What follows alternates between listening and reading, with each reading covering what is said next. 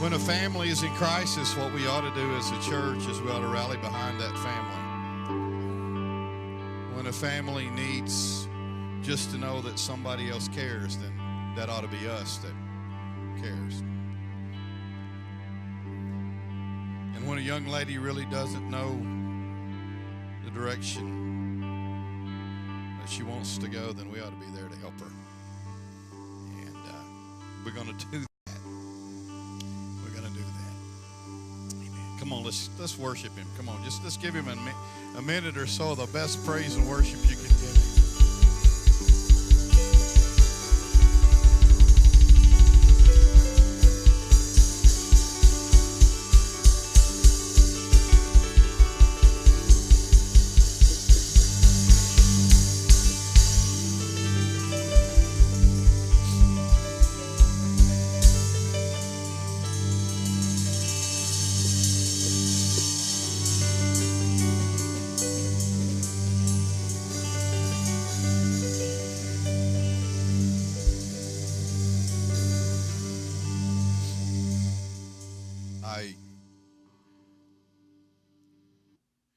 So glad you're here today.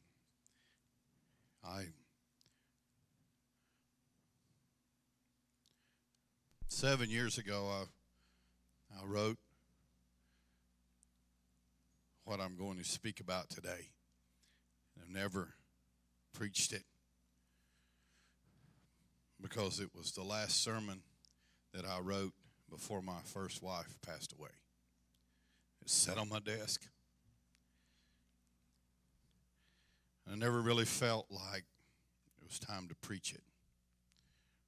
But I'm so thankful for Sharon and my wife and my church family. And I feel like today's the time to preach it. And so I'm going to ask you to get with me just a little bit. And I feel like today's the day. And I don't know if I can get through it or not because I got a lot to say. And that worship service was just awesome. And you folks worshiping is just awesome. Turn around and give somebody some knuckles or high five or handshake or a hug. Amen. Nehemiah chapter 4, and I'm just going to read I need to read the whole chapter. And I'm going to tell you the story instead of reading the chapter. We're going to go from verse 6, Corey, all the way down. We're not going to read anything but verse 6 and verse 21. I hate to put you in that bind this late, but so we built the wall. This did not come from Donald Trump. This came from Nehemiah.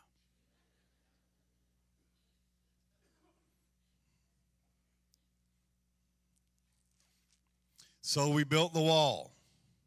And the entire wall was joined together up to half its height. They were halfway finished. For the people had a mind to work. I say we're halfway finished because the people have a mind to work. Go down to verse 21. So we labored in the work. And half the men held the spears from daybreak until the stars appeared. You could keep reading, and what it tells you is half the men held the spears from daybreak till the stars appeared. The ones that worked, they had a trowel in one hand and a sword in the other.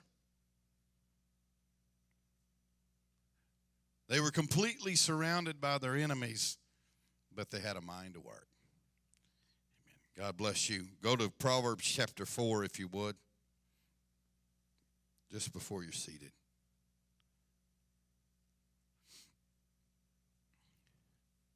Let your eyes look straight ahead, and your eyelids look right before you. Ponder the path of your feet, and let all your ways be established. Do not turn to the right or the left. Remove your foot from evil. Everybody except Bradley can be seated. Where is Bradley? Bradley Happy birthday, Bradley. We caught you playing hooky, too.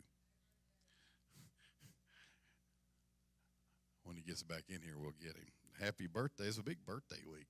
Alicia was 25. Brock was 31. Corey was 18. Corey's up in the sound booth, and I said, Corey, you're either 18 and you look like you're 12, or you're 12. So he's 18. Hey, you don't have to come down here, Bradley. Just wave at everybody. Happy birthday. It's Daisy's birthday. He's 15 years old. I told him I was going to embarrass him in church. I just didn't know it'd be this bad. And I also think he's unattached. If any of you ladies have interest, I could probably do some work there for you. I want to ask you a question, and I know this is really in the time of the year that we're all thinking about Christmas, and we're all thinking about what we want for Christmas. And Kendra called me yesterday, and she said, Dad, what do you want for Christmas you're impossible to buy for? And I said, I want to be surrounded by my kids on Christmas. That's all I want. I don't want anything else. I got no place to put no more junk. And she said, well, I knew that's what you would say. Because that's the honest answer. I really don't want anything. I just want to enjoy being with my family and my children. But I want to jump ahead. We have our planning session this evening for 2017. And I want to ask you a question. Where will you be a year from now? Where will you be 10 years from now? AJ just got a promotion. He might be the CEO of Chili's.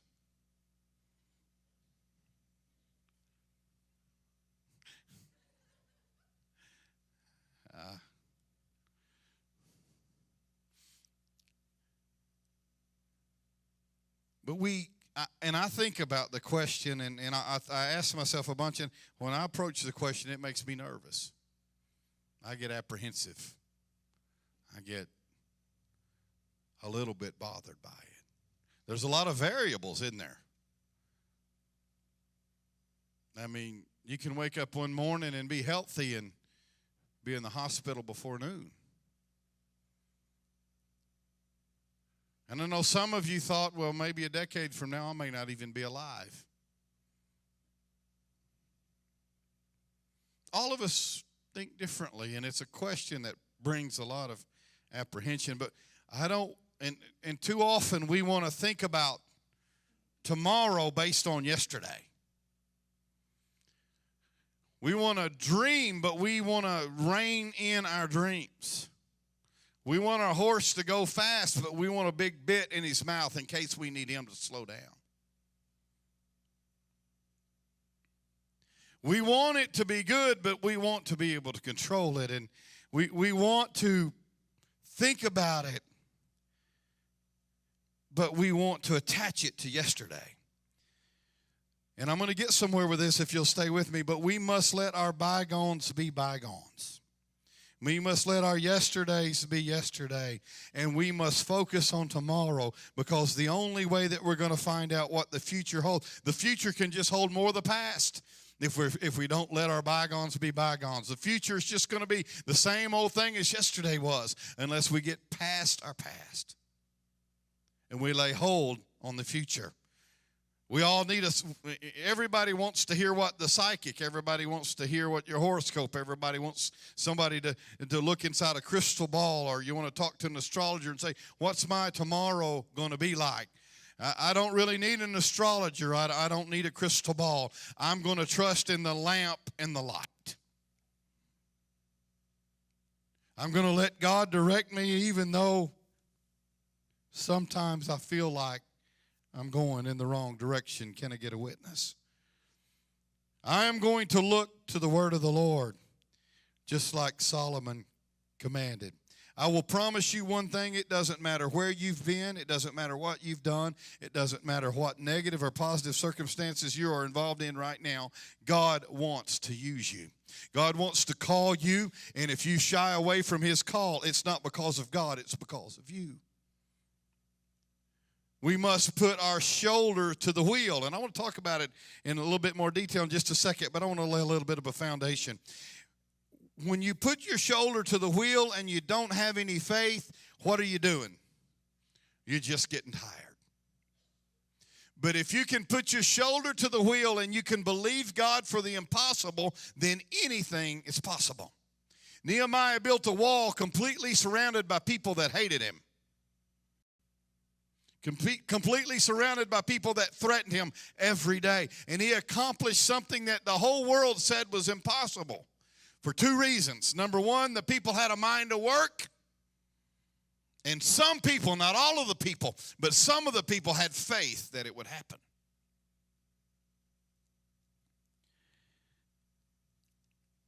I want to see, just before I die, I've laid on my deathbed before and somehow recovered. I've been there where I had almost no hope of survival and somehow survived. So I've been there. I know what it feels like to think, I'm not going to make it through this night. This is my last day on this earth. I've had that thought and believed it.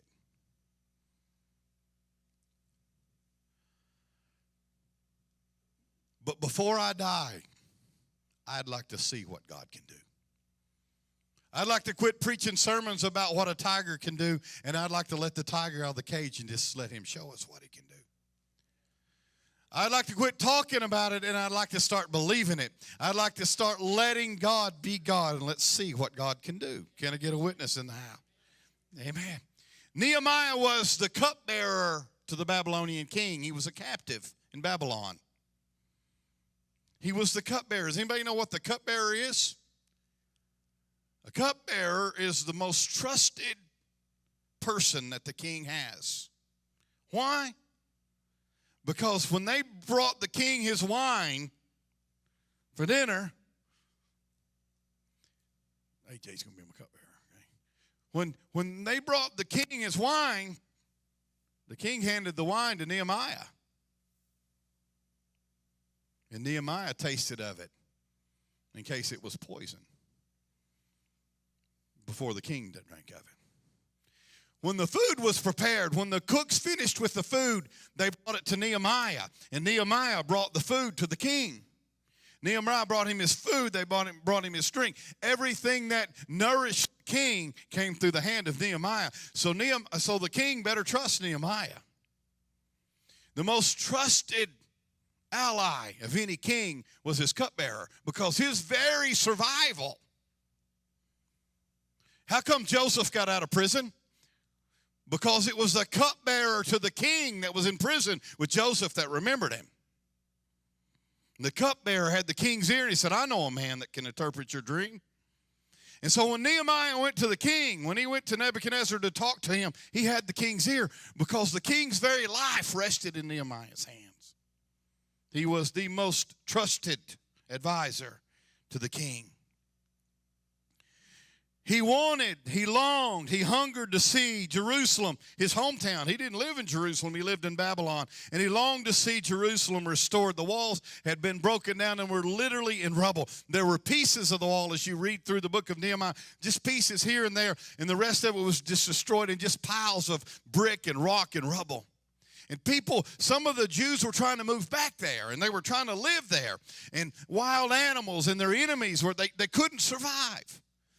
Jerusalem had just become a haunt. It had just become a ghost town. And now some of them were trying to move back, and they couldn't because there was no wall to defend. And Nehemiah dreamed, if I could just rebuild the wall of Jerusalem, that's so impossible. The very king that's destroyed the wall is the one you're asking to rebuild it. The very kingdom that destroyed it is the one that you're asking to rebuild it. But he longed to see it rebuilt, and Ezra had already gone back and rebuilt the temple, and now Nehemiah wanted to rebuild the wall. In the middle of opposition, there was still unity. Can you say that with me? In the middle of opposition, there's still unity. Can you say that with me? In the middle of opposition, there was great unity. Why? Because the people had a mind to work. And everybody worked together. The governor, the priest, the Levite, the merchant, the men, the women, the young, the old. Everybody had a mind to work. Everybody worked. They gave up their personal agenda for a while. Somebody say amen. I said they gave up their personal agenda for a while for the greater good. They were trying to accomplish something of eternal import, and so they gave up their fishing trip or their golf tournament or their shopping trip or even their vacation because we got to get this wall built first.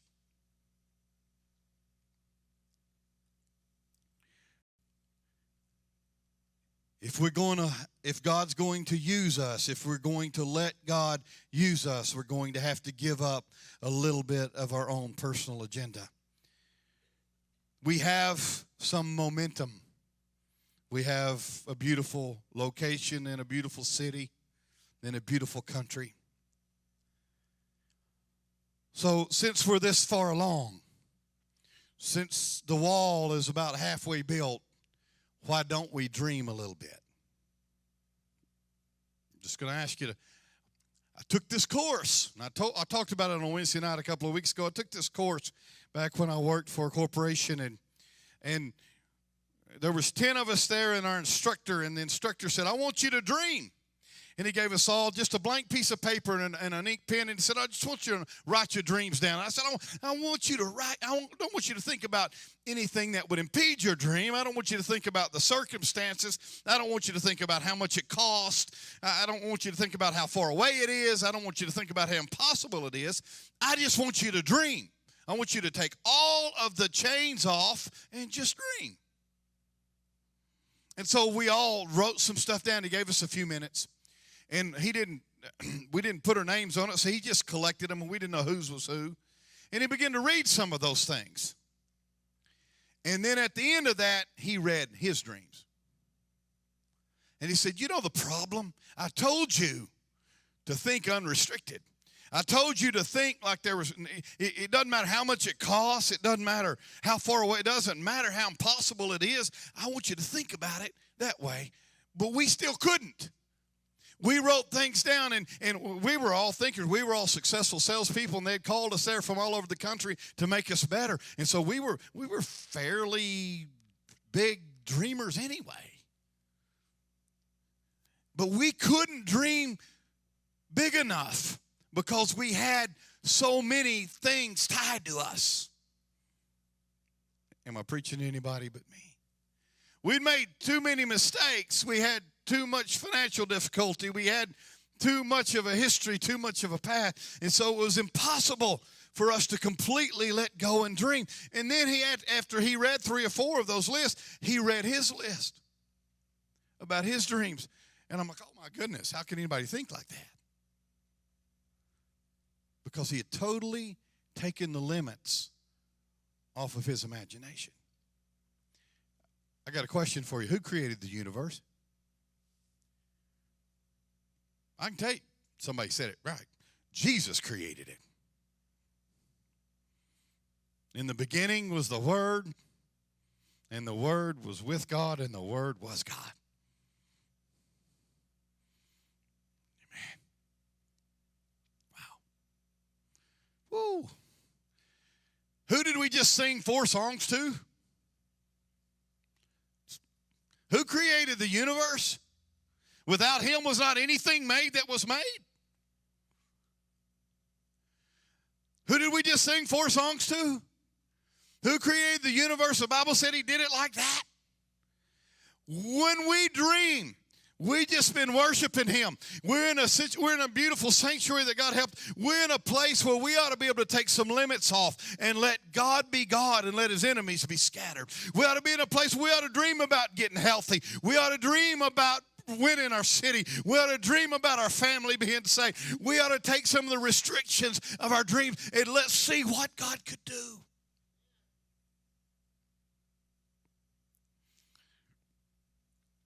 I didn't get very many amens, but we do need to dream a little bit, don't we? We serve the same God that Nehemiah served. And we can build a church like Nehemiah built a wall. We can build a church that ministers to the brokenhearted. We can build a church that ministers to the different races and cultures. And oh yes, we can build a church that ministers to the homosexual. We can build a church that ministers to folks no matter what color they are, or no matter how much money they got in their pocket, or no matter what they smell like when they walk in the room. I walked in the room, Sister Julie, I walked in there the Tuesday night before Thanksgiving, and I don't know, there's a whole segment of society we're not ministering to, and it just broke my heart. I walked in there, and she had been to all the housing projects in town, and she had been hanging invitations. We're going to feed you Thanksgiving. And the people came in there, and I walked in there, and you know, the first thing I smelled, it wasn't turkey and dressing, it was body odor. The whole gym smelled. And I have never ministered to those people. But Julie and her team were ministering to them, and it broke my heart. Do you think, where would Jesus go? He'd go to the housing projects. I said, he'd go to the housing projects. They ain't got no money in their pocket, but he'd go to the housing project. Why would he go to the housing project? Because he wasn't worried about money, because he created everything. Matt Maddox preached it one time. He said, if you'll go after the people that nobody wants, God will give you the people that everybody wants. So let's build a church that's full of grace. Let's build a church that's full of second chances. Let's build a church that's full of the Holy Ghost. Let's build a church that's full of prayer. Let's build a church that's full of people who love. Let's build a church that's full of people who forgive. Let's build a church where marriages are healed. Let's build a church where dreams are destroyed. Come on, folks, what do you say? Let's build a church. Let's build a church for children. Statistics say that 90% of conversions take place before a child is 20 years old. Let's build a church for teenagers. Most men and women who are called to ministry, missions, or the service of the church are called when they're teenagers. Let's build a church for men. I read an article said if a teen is saved, 19% of his family will be saved. If a lady is saved, 32% of her family is saved. But if a man is saved, 82% of his family is saved. So let's build a church for men. Come on, somebody. Let's build a church for women of prayer, women of faith, women of power. Let's build a church for God. Let's build a church where his presence fills our midst. And every time we come together, when we sing songs of praise, let them be pleasing and let our sacrifice be consumed. Come on, folks. Let's build a church for the glory of God. Let's give him some praise in the house. There will be opposition. I have met my worst enemy, and it is me. So everybody else is downhill from there. It's good preaching. The greatest opposition didn't come from the outside. You could read the first part of Nehemiah, and he had the Ammonites and the Arabs that were going to kill him. But his greatest opposition came from within.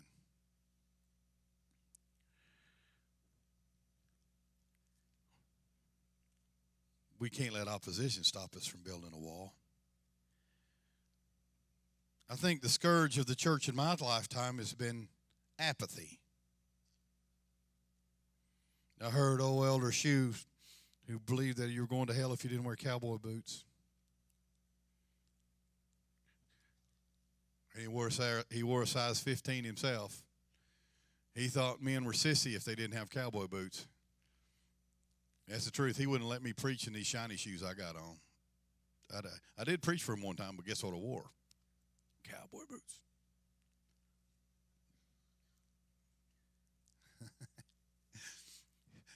But I heard him preach one time. He said, "Oh, consistency, thou art a jewel." Apathy is what kills us.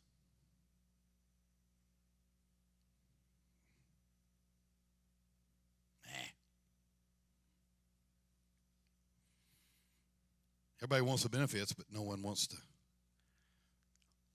You know what's happening sometime in my house? I'm so hungry, but I'm so lazy. Am I preaching to anybody?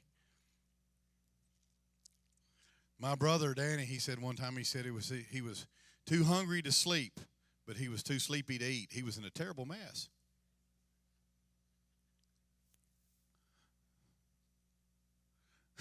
What do you do when you're too hungry to sleep, but you're too sleepy to eat? Nothing. Sharon and I sat on the couch so long yesterday, I needed the jaws of life to remove me from the couch. I was hungry, but I just was too lazy to fix me something to eat. And too often times we sat, there's a table spread before us in the presence of our enemies. Everything we could ever desire set before us, and we're too lazy to get up and fix us a meal. Oh, yeah, we're surrounded by our enemies, but God is for us. Who can be against us? And thou hast prepared a table before us in the presence of, but if you don't get up and fix. Arise and eat, he told Elijah. Amen. People don't want to get involved. They don't want to sacrifice. They want the blessing, but they don't want to give. People they'll put an extra $5 bill in the offering if they've got the extra money, but no one's going to sacrifice and pay their tithe no matter what. I didn't get one single amen on that. But you know what Nehemiah did? He just ignored them and kept working. Read it. Then there were people that were angry. There were people that were mad. They liked it the way it was.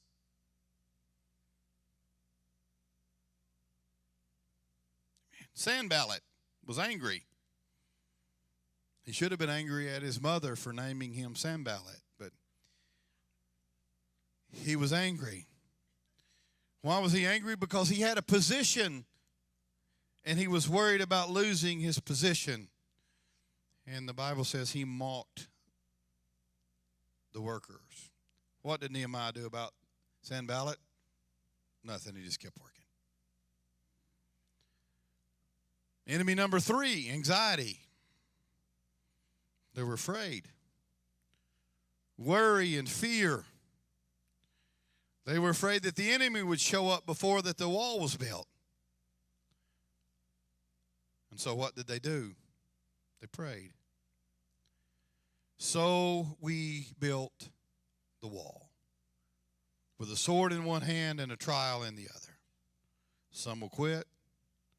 Some will give in. Some won't work. But some will. No matter what the opposition, no matter what the price, we got to keep dreaming. No matter how long it's been since we've seen a dream come true, we got to keep dreaming. Well, I hadn't dreamed in a long time. Well, then you got to start dreaming. You got to let your imagination run wild a little bit. You got to dream without considering the circumstances. Solomon said, where there is no vision, the people perish. Where there is no dream, people are dying because they have lost their ability to dream. Some of you are unemployed and you wonder about your next loaf of bread. And it's hard to dream big when you don't have a job. But God's asking you to dream big anyway. Let me read you a few more statistics and I'll finish quickly. I don't know what kind of Christians, but this is a survey that was done by the Barna Institute, and it only surveyed Christians. 31% of Christians say they're stressed out. 49% of Christians say they're too busy to do anything else. 50% of Christians say they need new friends. 40% of Christians say they're in debt too much to support their church. 11% of Christians say they're addicted to drugs. 48% of Christians say they're living their life and they feel like they have no purpose. 55% of Christians are skeptical about everything and everybody. Can I read that again? Now, this wouldn't, they didn't go to jail. They went to church to take this poll. 31% of Christians are stressed out. 49% are too busy. 50% need new friends. 40% are too in debt. 11% are addicted. 48% are searching for purpose. And 55% are skeptical. It's hard to dream when you're stressed out, busy, lousy friends, in debt, addicted, no purpose, and you're skeptical about everything. I just defined some of you perfectly, didn't I?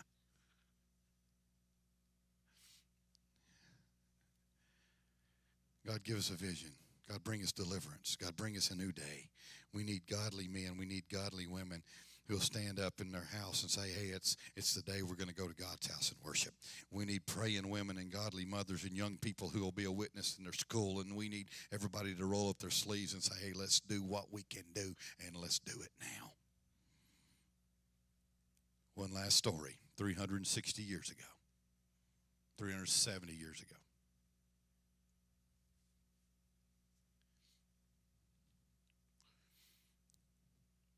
Shipload of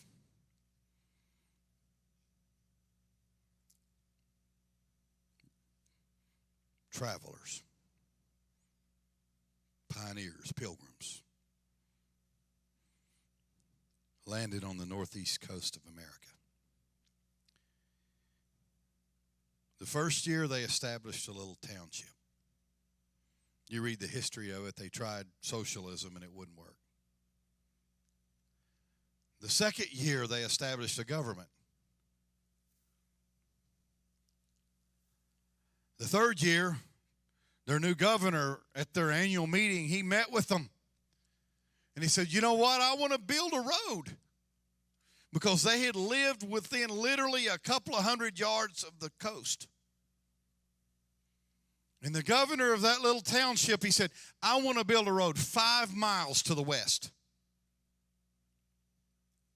And they had a vote on it, and it was 100% voted down. No, one person voted to build a road 5 miles west. They wanted to stay right. And the governor stood back up, and he said, 3 years ago, we were willing to get on a ship and go 3,000 miles to a place we didn't even really know whether it existed or not. And now you won't go 5 miles west? And they decided to build a road. Some of us came 3,000 miles, and now we won't go 5 miles west. Some of us, God's brought us a mighty long way, and now we're stuck. And we won't do anything, and we won't go anywhere. I'm just asking you, can we go 5 miles west? Let's stand together.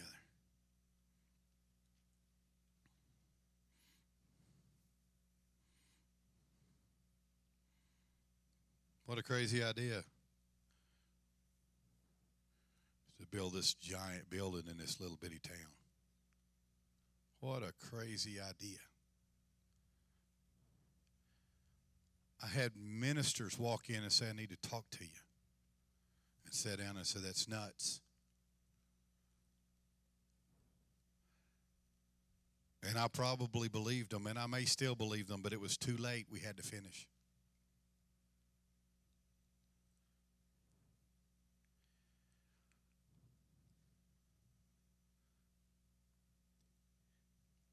You got to dream a little bit.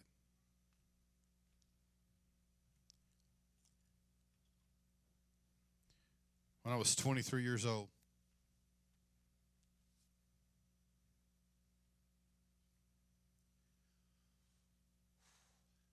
I had a dream. I don't know that I've ever remembered every detail of a dream in my life except this one.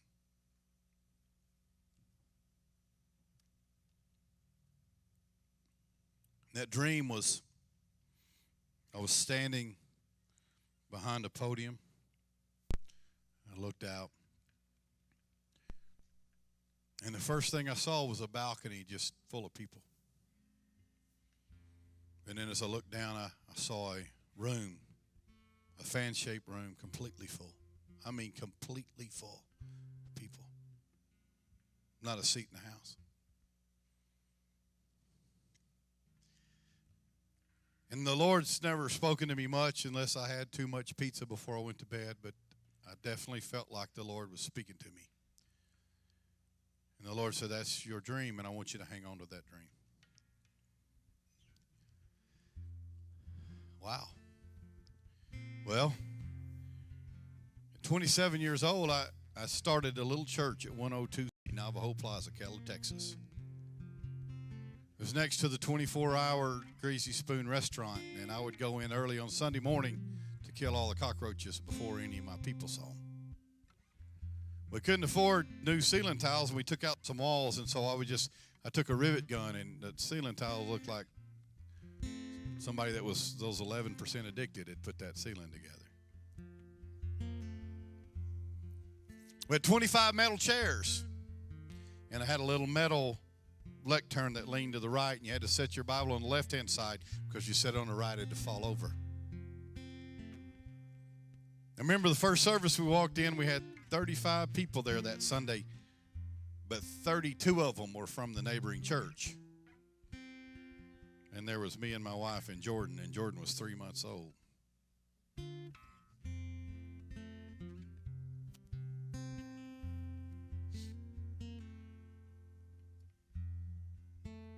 I remember walking that little metal lectern and thinking, boy, this ain't my dream.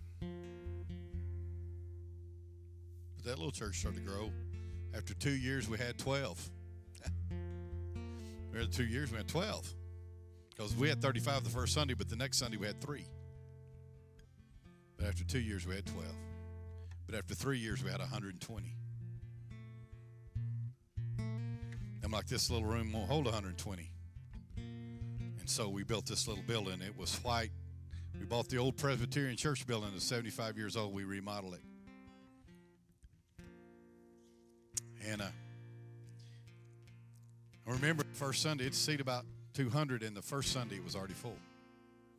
And it just stayed full. It stayed packed out. I walked to the pulpit, and this time I actually had one. I remember just as clear as it was yesterday. I looked, and that wasn't my dream, but I was happy. It wasn't my dream, but I was happy. Been there a few years and got a call from Pastor Flint and say, hey, listen, the little church in Bryant is just about to fold up. I want you to take it. I said, there's no way. We're buying a new building down the road, and that building might be my dream. We were buying a big fan-shaped auditorium 8 miles down the road that seated 800, had it under contract, and we was about to close on it. And I said, no, I can't leave here now. My own father said I was nuts for leaving.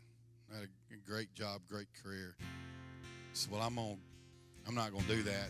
He called me a few weeks later and said, listen, I'm going to fold this thing up if you don't come. And I just got off the phone. I walked in and told my wife, I said, hey, we're moving to Bryant. Just finished a brand new house. Kendra had been there, I don't know how, maybe a year. Kendra had been my daughter for maybe a year, maybe a little longer. So got here, and I walked over to that little white building that's behind that building that didn't have a piano or a parking lot or anything. It looked like a nursing home back there, but no sign. Nobody even knew it was a church. And I walked in there the first Sunday, and there was 12 of us. And I looked around, I'm like, this ain't my dream. But we had 12, and then we had 23, and then we had 55, and then we had 88, and then we had 188, and we got up to 188 that second Easter, and I'm like, we can't stay here. And so we built the building in front of it, which is the funeral home now. Built that building, and I remember we dedicated that building, and it was packed out. Brother Haney was there, Brother Kilgore was there, and two of my mentors in my life, and I stepped to the pulpit to welcome everybody, and looked, and I'm like, this is not my dream. And that building it just got packed. We had 800 people come, 880 some people there one Easter Sunday. We had them every room packed out, standing all around the walls, parked everywhere across the street, down the road. We're shipping them from the pizza place. that wasn't what we ran, obviously, but we filled that building up. And I'm like, let's buy this property and build this building. About that time, Regina started working for me, and we were building this crazy building. And it took 18 months of just pure misery. Everything that could go wrong did go wrong. Everything that cost $75,000 ended up costing $150,000, and it couldn't have been any more miserable. This thing's floating, standing on 9 feet down is water. This coal slab floats.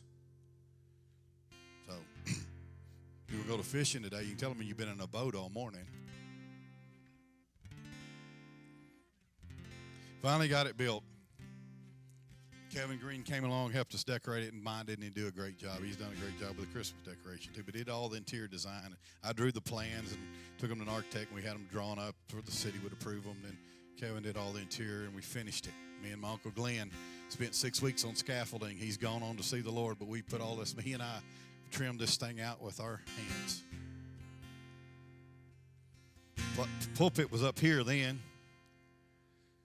And we dedicated this building, and it was pretty full.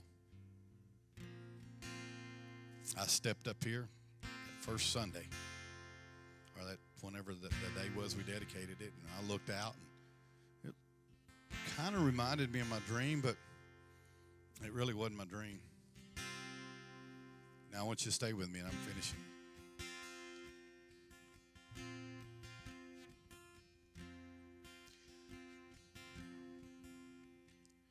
February 24th,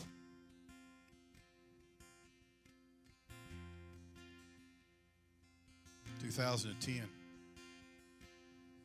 with one of my sons on my left, one on my right, my daughter behind me with a microphone in my hand, with her hand to sing.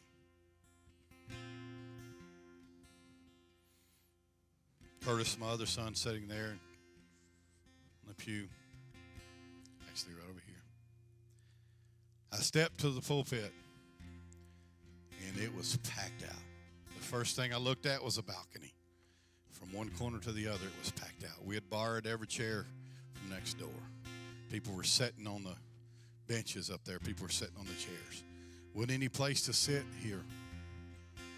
The whole foyer was full of people trying to figure out a way they could get in.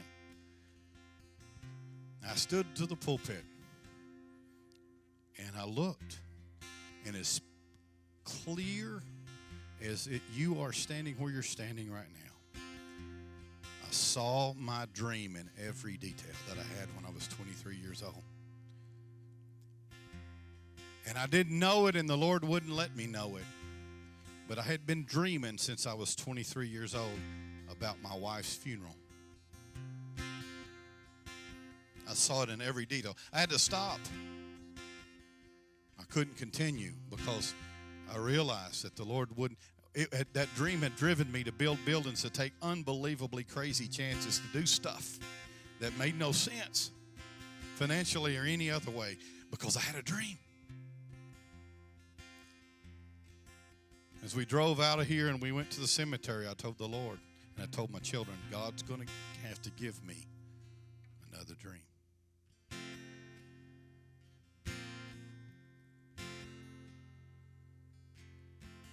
And I believe He has.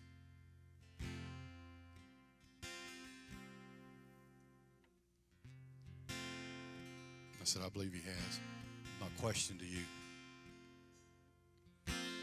is, if I dream, I can only do so much. If Tim and I dream, we can only do so much. If I dream, I can set at flight 1,000. If Tim and I dream, we can set at flight 10,000. But what happens if we had 100 people that would dream? What would happen if we had 200 people that would dream? That we could build a church where it didn't matter what color you were, or what you smelled like, or how much money you had in your pocket, or what your sexual orientation was, or whether you were from a red state or a blue state, but that you could come and and that you could learn about the glory of God. What would happen if we could do that?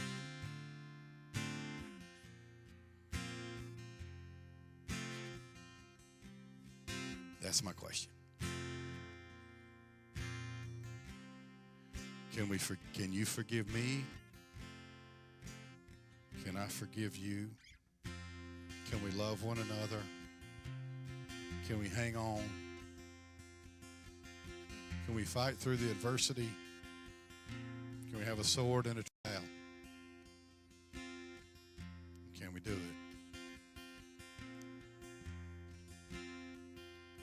Well, the answer is yes. If the people have a mind to work. And would you bow your head with me?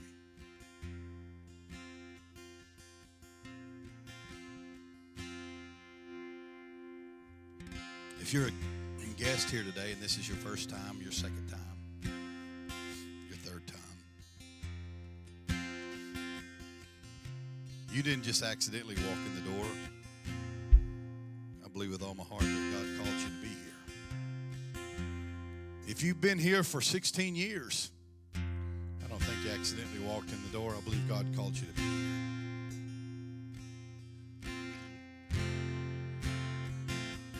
When Jones walked in the door, I told him after church, that day I said, God called you to be here, didn't I, Jones?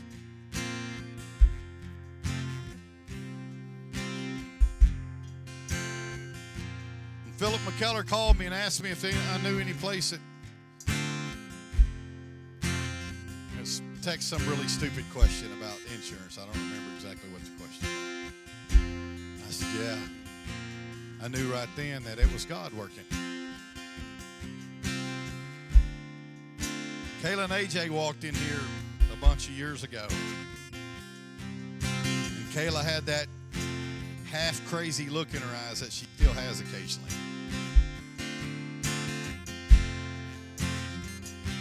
And I knew it was a God thing. Marty Spurlock walked in here, broken and hurting. I knew for sure there was a God thing.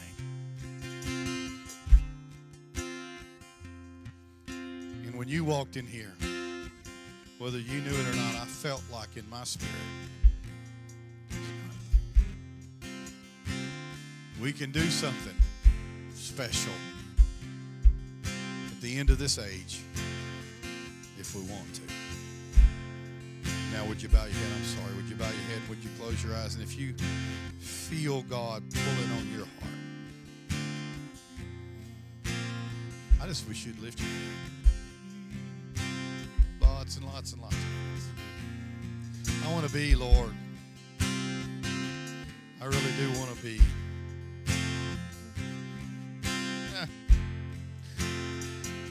I want to be a vessel of honor, not of dishonor. I want to be.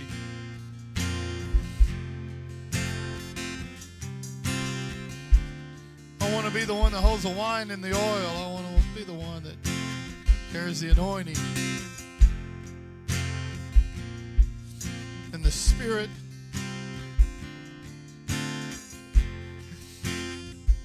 Could you just ask Him to use you, Lord? I want you to use me, and I don't want you to refuse me.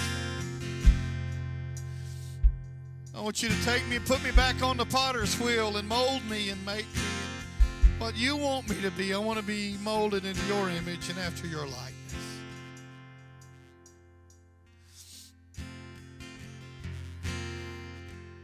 As they sing, maybe you just step out from where you are and just say, Lord, give me a trowel and a sword. I'll do whatever you ask me to do. Is there anybody that'll just step out and say, Lord, I'm willing to be that vessel? Lord, I need you. Lord, I need you. Every hour I need you. My one defense, my righteousness. Oh God, how I need you.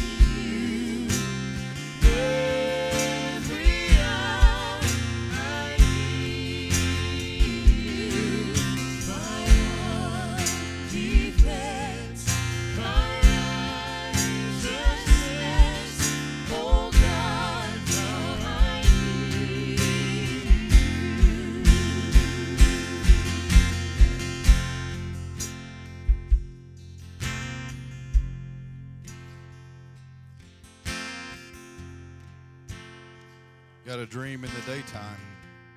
We got to stir ourselves up. We got to keep working.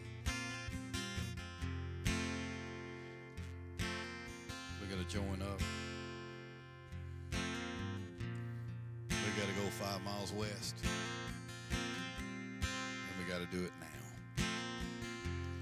If you're stressed, if you're too busy, if you need new friends, if you're broke, if you're addicted, if you're looking for purpose, if you're skeptical, just give it one more Sunday. Let's just keep doing what we're doing. Let's see what God's going to do. Let's give him a hand clap of praise. Let's lift our voices to it. Thank you for being here today. God bless you. We'll see you Wednesday night.